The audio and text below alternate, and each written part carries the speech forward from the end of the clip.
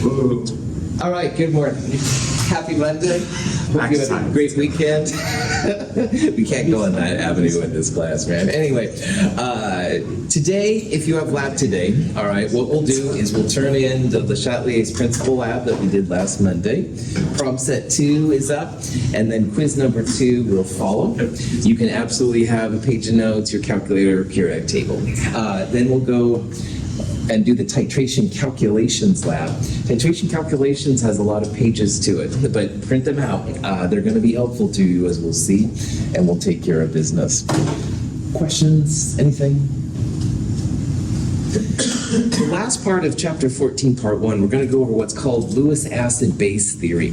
And most of chemistry is a Bronsted-Lowry acid-base theory. And in Bronsted acid-base theory, acids donate H+, and bases accept the H+. And everything that we've talked about so far really has been Bronsted acid and base theory. But there is a second really useful acid-base theory, and it's more comprehensive than Bronsted acid-base, and it has some real specialized applications that we'll talk about in this section. And we talked about this compound right here. The full name is nickel bis dimethyl glyoxamate, which we'll talk about that in a future lecture, not right now. You don't need to know what it is. But what this crazy compound is, this is a nickel atom, and there are 2 dimethyl glyoxine molecules that kind of surround it. And at the end on Friday, we talked about how there are intramolecular forces. So like this is a carbon-nitrogen double bond. This is a nitrogen-oxygen single bond. Those are covalent. Those are the main types of bonds and stuff that happen in molecules. We talked about there's also intermolecular forces in this molecule. This is an oxygen connected to a hydrogen, which is also connected to an oxygen. There's another one down here, and these also help to keep this molecule together. But there's a new kind of bonding, which is seen right here, these little arrows. There's 2 right here and 2 right there. What's happening in these? These are nitrogen atoms. And if you remember from Lewis structures with nitrogen in Chem 222, nitrogen almost always has a lone pair of electrons. If you see this little arrow like that, that means that those 2 electrons on nitrogen are pushing their way into the nickel's empty orbitals. Most of the transition metals have empty orbitals that can be accessed pretty readily. We saw this with sp3d and sp3d2 in Chem 222, and if you don't remember that, it's not a big deal, but just realize these metals have a lot of space to store stuff. And the stuff is sometimes, in this case, lone pair electrons. So while this bond between these carbons, like 1 electron comes from that carbon and 1 electron comes from that carbon to make a handshake, like I've done to Donovan, if you've been with me, multiple times. I said, hey, this is a single bond, this is a double bond and stuff. Well, this would be more like, don't put your hands up, this would be more like me going, Donovan! And I put both of my hands on him, and Donovan's like, you know. Anyway, well, maybe he's not like this, but I would miss you, I really would, for what it's worth, but yes, I totally understand. It's like one atom pushes 2 electrons onto the other one, stuff like that. And that's what these are right here. And this is the crux, if you will, of what a Lewis acid-base interaction is. One atom has electrons, and it pushes into empty orbitals on the other atom. And that's what we'll talk about. This Lewis is the same Lewis as Lewis structures, all right? Lewis really had some wild ideas when it comes to things. And finally, this is actually a compound that you will make in Chem 223. And right there in that little red kind of stuff, that is the red nickel bis dimethyl glyoxamate compound, all right? In this case, it's a solution. We won't solidify it, but these are 2 students from last quarter that made it, and you will too. All right.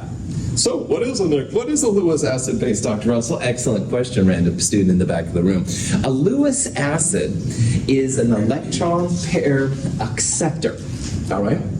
And electron pair acceptor is going to be some kind of central atom with room for having lone pairs stored in it, if you will.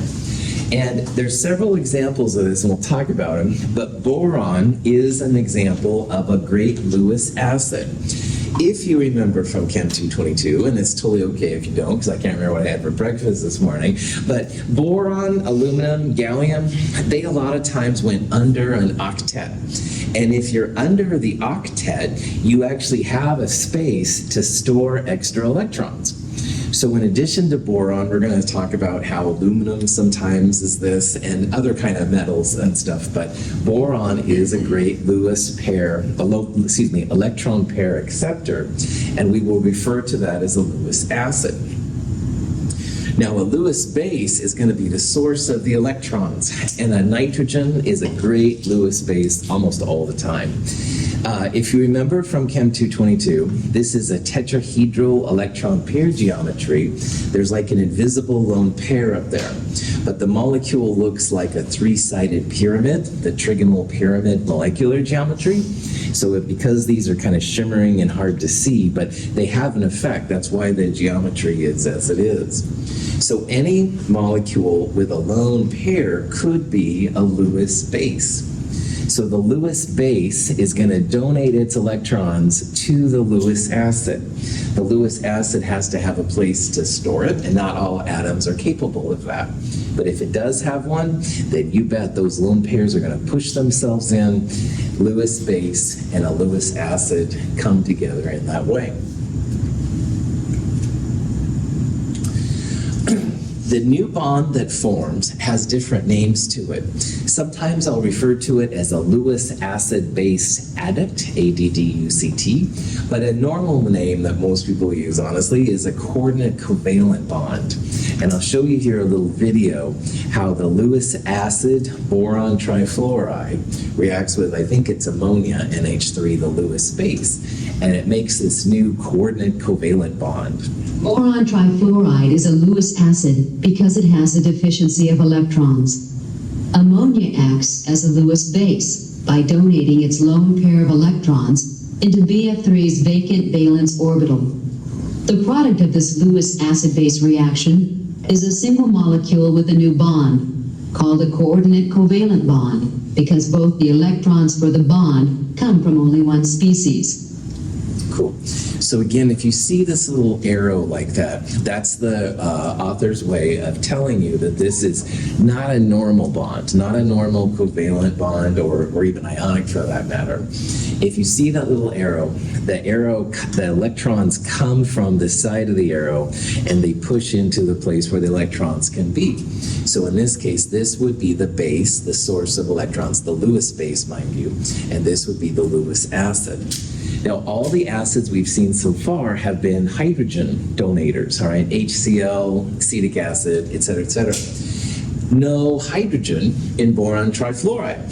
So that's why Lewis acid-base theory is a little bit different. We're going to see how all the Bronsted acid-base stuff does fit under the Lewis acid-base theory, but Lewis acid-base is a little bit more thorough, a little bit more comprehensive. There's a lot of uses for Bronsted acid-base. Lewis acid-base is like an extension to it, which can be pretty helpful. This is a traditional Bronsted acid. It's a donating H+. This would be a Bronsted base. It's going to accept the H+. And when it does, it makes the hydronium ion, which is the source of acids in this whole section. But now with Lewis acid base, well, H+ doesn't have any electrons, so it definitely has some place it can store some electrons. And water would be a great Lewis base. It's got lone pairs on it.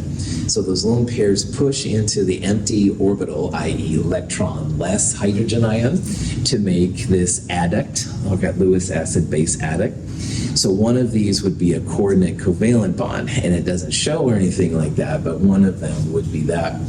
It is a little bit more reactive. It's got the charge on it. Sometimes it'll get rid of the H+ like we've seen. And you can do the same thing for ammonia and ammonium. So ammonia has definitely a lone pair. That would be the Lewis base. It's going to push itself onto the empty hydrogen, empty in terms of electrons anyway, hydrogen ion. And then we'll say this one right here would be this new Lewis base, Lewis acid interaction. This might be the coordinate covalent bond. Scientists sometimes refer to them once again as adducts. These are pretty strong bonds, all right? I would argue they're probably not as strong as a true like covalent bond, like this one right here relative to this one, but they are pretty strong and they can be really stable, as we'll see. So a question you might see is something like this, and it says, which of the following is a Lewis acid, all right? Well, Lewis acids have to be species that can accept electrons. And if you have an answer where there's lone pairs around it, it's probably going to be then a Lewis base, because the Lewis base is where electron pairs, they're donating those to something else. And if you look through like the first one right here, almost always nitrogen is going to be a Lewis base, all right? So this compound's called methylamine. There's definitely, if you draw out a Lewis structure, there would be a lone pair on the nitrogen. So this is probably more likely a Lewis base than a Lewis acid. And I'm going to skip down to these two. Lewis structures, if you would draw them out, the carbon and the oxygen are both bristling with lone pairs. Initially, some of them go into making a triple bond, but you will have lone pairs at the end. So that's probably going to be a Lewis base. Again, lone pairs. This has lone pairs on it when you draw its structure out. But boron, aluminum, gallium, sometimes beryllium, which we talked about in Chem 222. In addition, almost all of the transition metals, great Lewis acids, all right? The boron, aluminum, gallium, they have an empty p orbital. We talked about this a little bit in Chem 222. It's not really that critical right now, but all the transition metals are great Lewis acids as well. They have space to hold them in there. So of all of these, you would definitely say that the silver in this compound, the silver would be a great Lewis acid. So transition metals, lanthanides, actinides, as well as boron, aluminum, gallium, beryllium, that little list we talked about in Chem 222, great Lewis acids. And anything with a lone pair has the possibility, anyway, of being a Lewis base. Any questions on that? This leads nicely into what we saw in the Le Chatelier's principal lab last week. And especially on part D, if you kept adding hydroxide to the zinc, initially you'd see the white kind of zinc hydroxide. You'd add some more hydroxide. If a little is good, a lot is better. And bam, it would disappear. And wow, this was frustrating to chemists, all right? Because you'd think that if you keep adding hydroxide, by Le Chatelier's principle, it would make more of the solid. But what happens with transition metals is they're such good Lewis acids, they start making what's called a complex ion. And a complex ion is just a Lewis acid center with Lewis bases kind of interacting on them. And so when you have these kind of things, they are ions, all right? And ions dissolve in water generally. Maybe there's a color, maybe not. And all transition metals, as far as I know anyway, make complex ions really readily. Sometimes not as good, sometimes a little bit more. Water and transition metals, you definitely start making these Lewis acid, Lewis base reactions. And like we saw a little bit in Chem 222, when you have a metal ion, there's usually between 4 and 6 water molecules that surround it. Kind of helps it stay in water, if you will, a little bit. We'll talk a little bit more about this copper one here pretty soon. They can be really vibrant in their color, and they can also be kind of chill. So a complex ion is a Lewis acid, Lewis base adduct, all right? It's a compound that comes together because the metal is reacting as a Lewis acid and something around it with lone pairs is binding to it. And chemists were freaked out by this because their solids would disappear, all right? You'd think if you added more, you'd make more solid, and instead the solid was disappearing. And, but anyway, no sound effects necessary. Questions? In the test tube is a solution of copper sulfate. When we add a few drops of ammonia, the ammonia acts as a Bronsted base and causes the precipitation of solid copper 2 hydroxide. The solution turns a cloudy blue. If we then add a much larger amount of ammonia, The solution turns a very dark blue. The precipitate dissolves upon direct reaction with ammonia molecules. The ammonia has donated its electrons to the copper ion, and so now acts as a Lewis base. Ammonia is a Bronsted base and produces hydroxide ion in solution that can lead to formation of solid copper 2 hydroxide.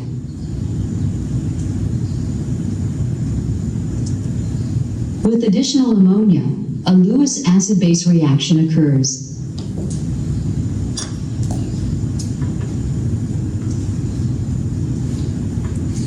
With your zinc last week in lab, all right, you added just a little bit of hydroxide or ammonia, whatever it was, to the zinc, excuse me, and a white solid appeared. Cool, zinc 2 hydroxide, really insoluble, small K. Looking at Bert on the back room. Anyway, small K, all right, no problem. That's what you'd expect. So you'd think, well, I'll keep adding hydroxide, I'll make more. It disappears, goes away. And chemists are like, whoa, what the? All right, sound effects not necessary once again. So as I understand, copper was the key to figuring out what happens, because with copper, as you just saw, the copper 2 sulfate is insoluble. It's soluble. You don't see any solid running around. And they added ammonia. Ammonia is a source of hydroxide. And if you add just a little bit, you get that kind of blue-white solid, which is copper 2 hydroxide. Most hydroxides are quite insoluble in water. Sodium, potassium, lithium hydroxide are the exceptions. That's why we're talking about them so much. So a little bit of ammonia, copper 2 hydroxide, good to go. But if you want to make more copper 2 hydroxide and you keep adding more ammonia, well, all of a sudden this wild dark blue compound appears. And chemists are like, what the? All right. And what this turned out to be, a complex ion. All right. So complex means it's not just copper 2 plus. It's copper 2 plus in this case with 4 ammonias around them. It does dissolve. They don't see like any solid or anything like that running around. So it is a solution, but this is very highly colored. And so it took some studies and stuff like that. But they finally realized that, yeah, these complex ions, pretty wild. So, all right. But Lewis acids and bases have a much more important use than frustrated chemists, going to the bar afterwards or something, which is... Oxygen binds weakly to the iron ion at the center of a heme group in the hemoglobin molecule. In an oxygen-poor area of the body, the O2 is easily removed. Carbon monoxide, in contrast, binds very tightly to the iron and is very difficult to remove. The presence of carbon monoxide makes it impossible for the blood to transport oxygen effectively. All of us in this room this morning have been using Lewis acids and bases to get oxygen through our body.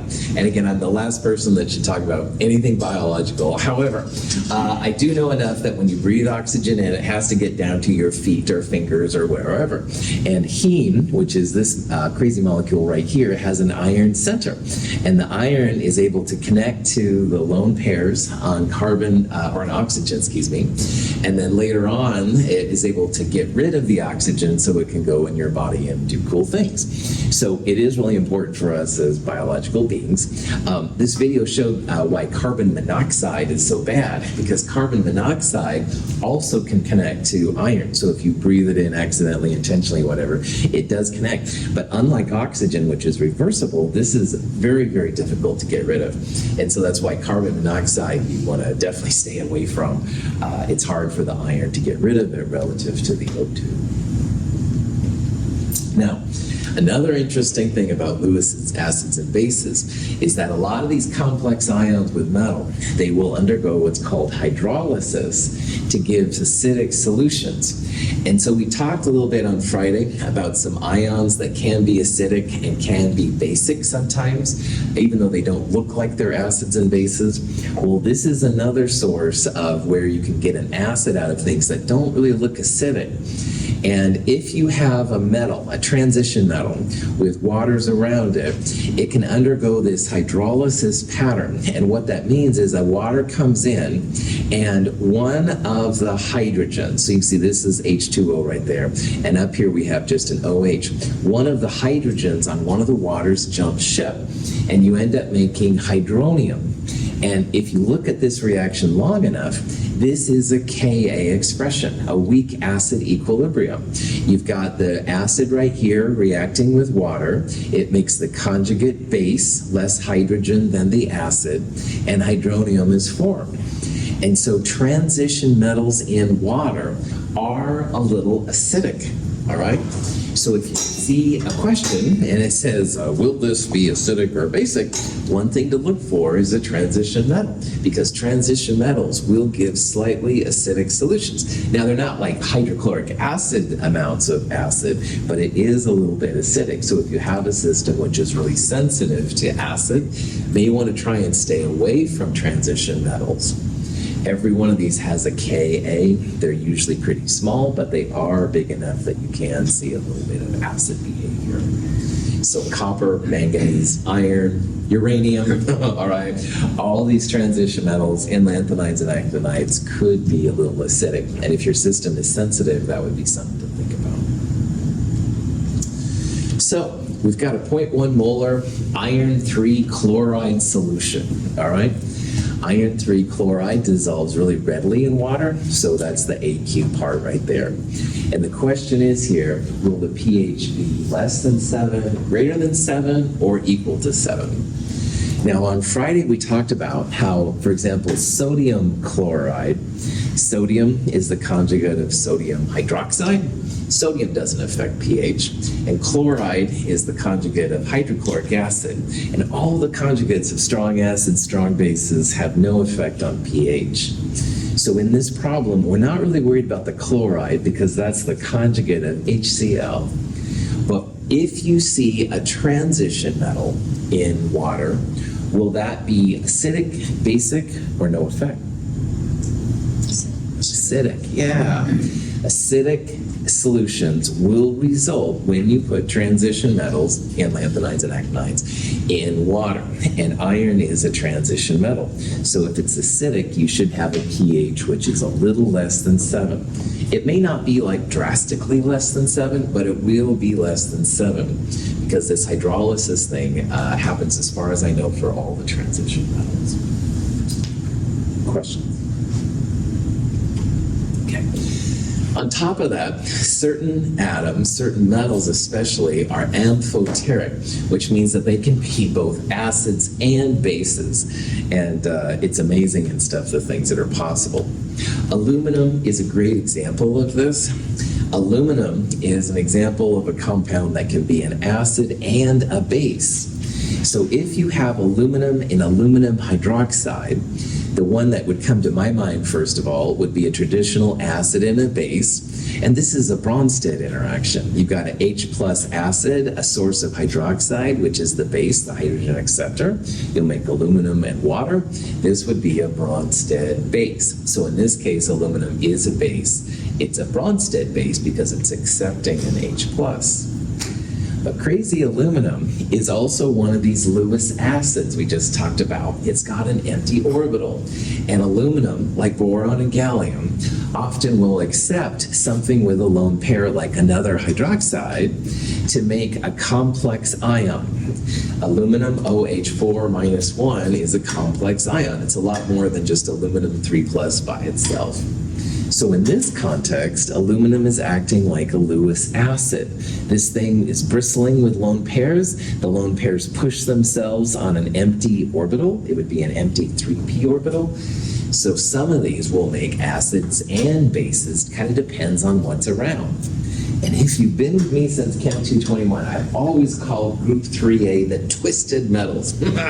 Well, here we are, and it's full glory, because poor aluminum, boron, and indium, sometimes thallium, depends on the day. But anyway, they never quite know what to do, right? They don't want to go tetrahedral. They're happy being trigonal planar, but if something else comes up, they can be. They can be acids. They can be bases. They're all over the place. They're kind of like the twisted. They never know quite what to do.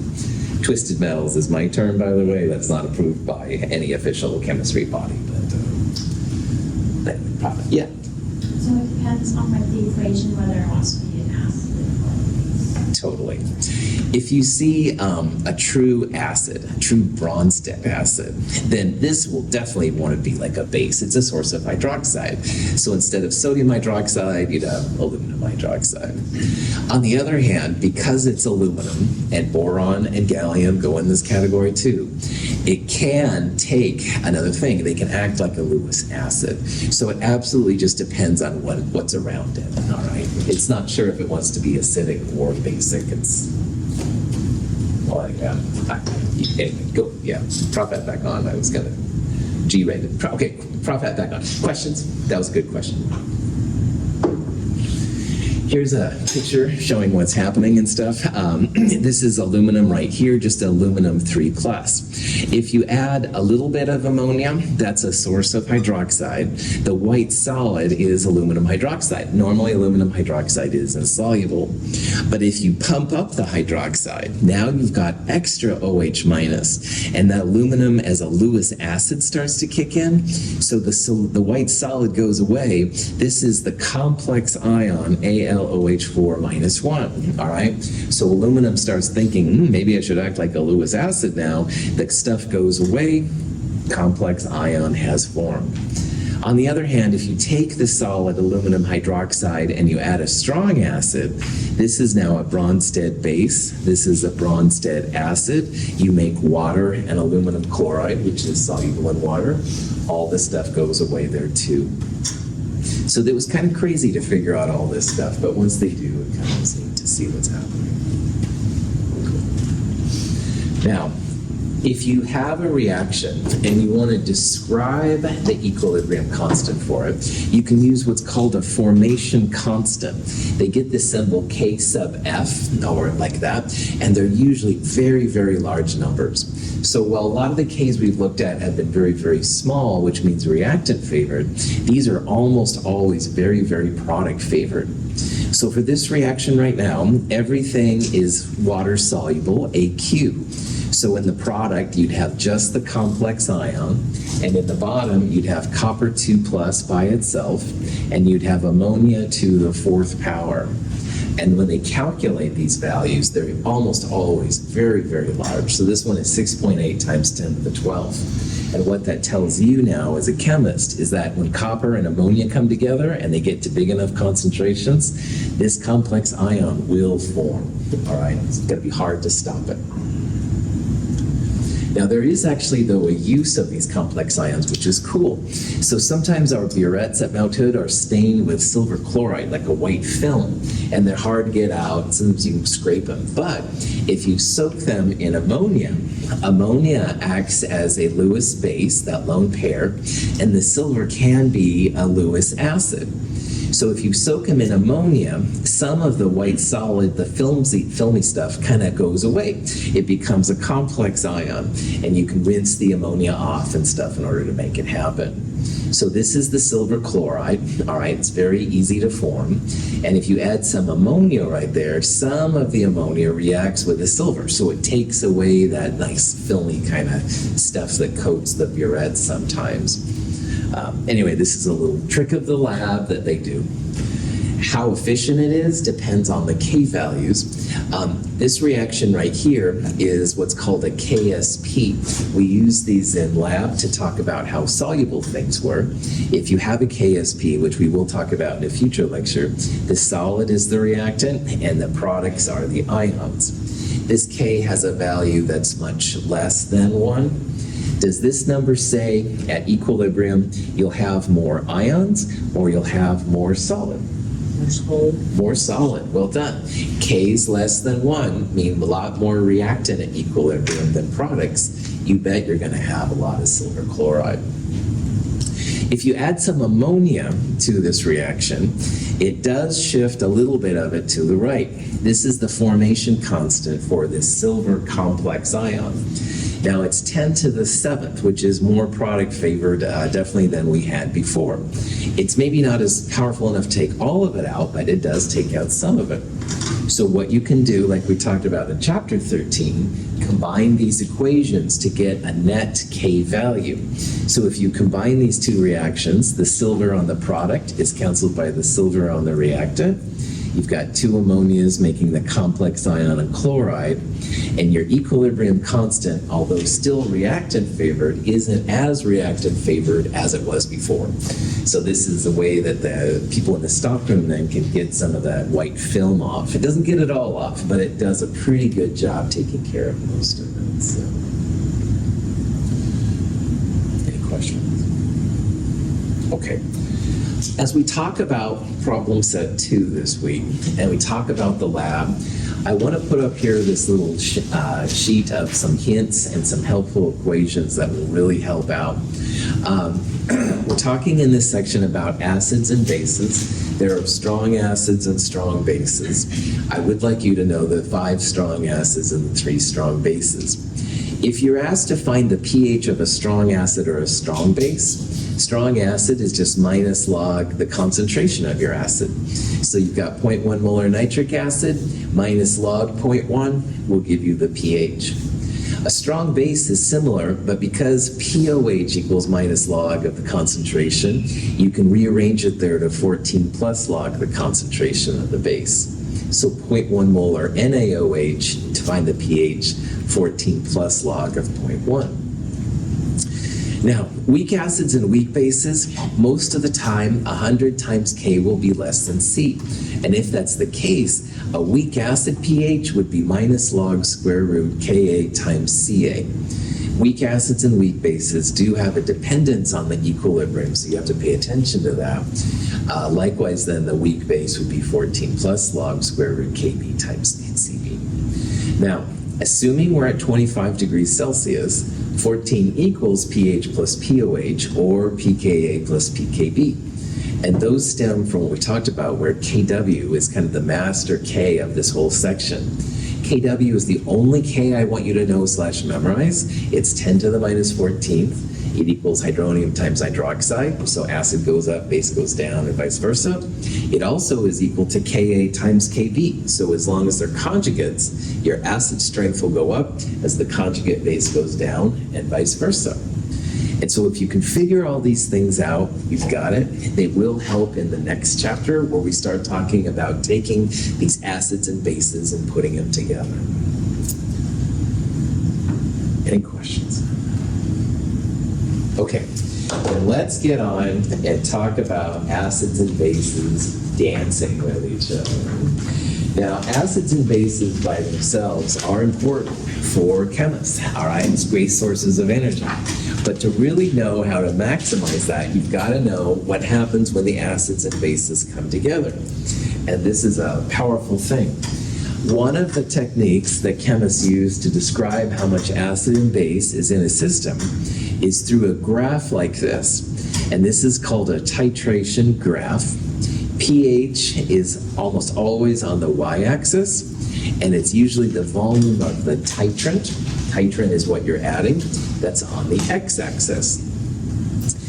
After this section, you'll be able to get some really interesting information out of a graph like that. First of all, notice how at this point this is 0 milliliters of titrant, the stuff you're adding. And this pH is about 3. Well, the pH is less than 7, so you're starting with an acid. And if you watch these little dots, the dots are continuously showing a pH that's increasing. So in this graph, you're starting with an acid because it's starting at an acidic pH. And as the drops continue, you must be adding a base because bases make the pH go up and up and up and up and up. So this would be an acid and a base titration. But there's even more.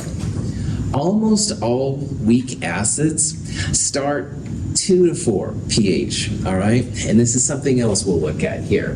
The strong acids usually start down here, like 0 or 1, normally, all right? So if I was going to guess, I would say this is probably a weak acid. And to be honest, the titrant will always be a strong base or a strong acid. Weak acids and weak bases are too messy to deal with. And then finally, if I think this is a weak acid and I think this is a strong base, the middle point of the steepest part, which is right about there, this is called the equivalence point. And the pH at that point will be able to tell you if you have a weak acid or if you started with a strong acid. So there's lots of cool things for chemists in a graph like this, all right?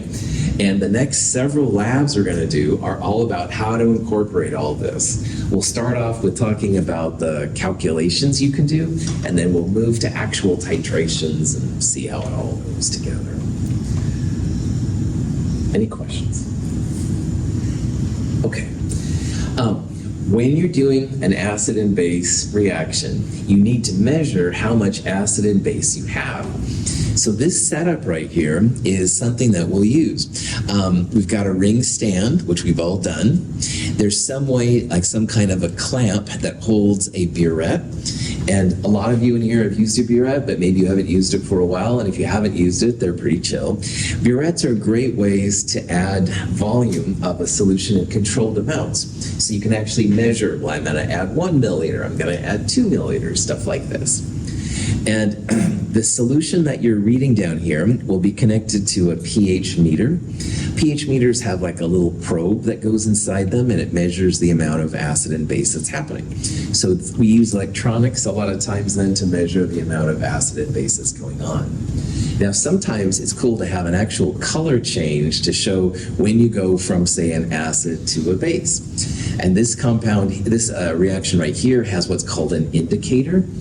Indicators are kind of neat visual tools. They're not super helpful for what we're going to do, but they are kind of nice just to know that you've went from an acid to a base or a base to an acid. Now, in this example right here, what we're doing is we have a beaker that initially has an acid, in this case HCl. Is HCl a strong or a weak acid? Strong. Strong, good. 5 strong acids. HCl, HBr, HI, HNO3, HClO4. Very important. This is a strong acid, and up here we have sodium hydroxide. In the burette, you'll probably have a strong base or a strong acid. This is sodium hydroxide. Remember, there's 3 strong bases: sodium hydroxide, potassium hydroxide, lithium hydroxide. So before you add anything from the burette, the pH meter should read something acidic because it's just HCl. And as you start adding base, this pH of the solution will get more and more basic. It'll start to creep up. The equivalence point is an important part of a titration. An equivalence point is the steepest part of that titration curve I showed earlier. Equivalence point is where the moles of what you start with equal the moles of what you're adding. So in this case, that would be, the equivalence point would be where the moles of HCl equal the moles of the sodium hydroxide. And there's some cool kind of things that you can be used to figure that out. pH meter is the best way, but you can, if you're very careful, use indicators to do it too. The goal of something like this is to determine experimentally or calculate the pH at any point in the titration. So even though we're going to talk about these acids and bases coming together in a titration, you might be in the wild, all right, looking at some kind of lake pH, and wow, how did it get so basic? And you can figure out what they did. So the goal is just to be able to add acid and base in any combination and find out what the pH is. We're going to use titrations as kind of a blueprint for how this works, but in theory, after this section, you can go out and find the pH at any point. Such power. Questions? This is 3 little animations here which show the phases of a titration. That would probably be the most important. All of these here are some kind of an acid, say acetic acid. Acetic acid would have a pH which was a little bit higher. But anyway, what happens here is you're adding some sodium hydroxide in, and sodium hydroxide is a base. So if this is a pH scale, your pH should go more and more basic, all right? So it goes to this point at this point, you add some more, it gets up to about here, and you keep adding sodium hydroxide, and eventually it begins to kind of level off. This point right here is that equivalence point. That's where the acid and base moles equal each other. And to get there, there's kind of a little mellow part right here. We're going to call that a buffer region here in a little bit. But once you get past this point where the acid and base moles are equal, then the base dominates. And finally, you just add and add and add, and the pH gets up to the point what the pH of the pure base itself. So remember here that bases are always going to be bigger pHs. Acids are always going to have smaller pHs. So if you start with an acid, it'll get more basic as you add a base. On the other hand, we'll look at some examples where we're starting with a base and we're adding acid. Those are going to be the opposite way. So try and keep remembering how these pH changes affect what we're going to do. Some interesting things happen sometimes when you start dealing with conjugates. Believe it or not, the strong acids and strong bases, there's less tediousness. You don't have to worry about all the details. But when you have, for example, acetic acid has a conjugate base. And as the acetic acid is used up, which is what this red curve shows right here, all of a sudden the conjugate base starts kicking in. So to make the acetic acid used up, you'd add something like sodium hydroxide. But there's an interesting basic effect that happens as the conjugate base kicks in. Because it's a base, it will make pHs a little bit more basic. So conjugates add a whole nother different kind of thing. And we're going to see in a little bit that if you have a weak acid and its conjugate base at the same time, or a weak base and its conjugate acid, you create what's called a buffer. And in biology, if you've taken that, buffers are cool about maintaining our body's pH and stuff like that. Buffers are another part of this. So, in this section, we're going to talk the ultimate goal. Acids and bases come together. You can find the pH any point. All right, that's the goal. To get there, we're going to talk about titrations. But because of this crazy weak acid, weak base thing, we have to first talk about buffers and what's called the common ion effect. And once we have that, we'll be able to pull everything together, do these titrations, find the pH at any point. Oh boy. Prop that off. The good news is that when this section, when you see it all, it's plug and chug. Now, if you're new to my world, plug and chug means you'll see an equation and you just start throwing numbers in, calculate, you're good to go, all right? But at first, it can be a little weird, so just hang tight. We're gonna get through it. Got lots of tricks. Prop that back up. Prop that off one more time, actually. Buffers are really interesting. If you had a strong acid and a strong base together, they're going to just react, go crazy, make water, and you're done. But buffers, weak acid, conjugate base, they hang out with each other. And that's where buffers come from. And it's really trippy. But prop that back on. We need to talk about some stuff first. Questions on any of that? Okay. Common ion effect is what's used to describe buffers. And buffers and common ion effect are really just Le Chatelier's principle repackaged. So let's do an example of how buffers work and why they're important, because they are really important as it turns out. So let's say that we've got some 0.25 molar ammonia, and we're going to add some ammonium chloride to it, okay? So first of all, ammonia, is that an acid or a base? Ammonia. Good. Cool. Is ammonia creating hydronium or hydroxide? Hydroxide. So if something creates hydroxide, well, we would think of it more as a base, okay? Ammonium is an acid, as we'll see here in a little bit and stuff. But because ammonia in this reaction is creating hydroxide, we would think of it as a base. So ammonia is the base and ammonium is the acid. If you have conjugates, which are just two chemical species related by an H+, the one with more hydrogen will always be the acid, and the one with less hydrogen will always be the base. So these two are conjugates, all right? Ammonia makes ammonium, ammonium can make ammonia. The one with more H+ will be the acid. So ammonia is a base. So if we put our pH probe in 0.25 molar ammonium, and we don't want to do any calculations, would we expect the pH to be greater than 7 or less than 7? It's a base. Greater, right on, greater than 7. So having just ammonia, we would think would be a basic solution, some pH greater than 7. Now, here's the interesting thing. I just was babbling about how more hydrogen means acid. If you add ammonium, which is an acid, to a base had a pH which was basic, but if you add an acid to anything, will the pH get bigger or smaller? Smaller, right on. So one thing that's really important from the last section, acids will make pH go down and bases will make pH go up. We've got something we're starting with. Who knows? Water, doesn't matter, whatever. We're adding an acid, your pH should go down. All right? Keep that in the back of your mind. Now, let's put our Le Chatelier's principle hats on. Ammonia has this reaction. It's an equilibrium. It's a Kb we talked about. It makes ammonium and hydroxide. Hydroxide is why ammonia is a base. You start adding ammonium, a product. Will that shift this reaction more to the left, to the reactants, or will it stay more to the right on the product side? Left, that's right. If you add a product, it's going to move to the opposite side, to the reactants.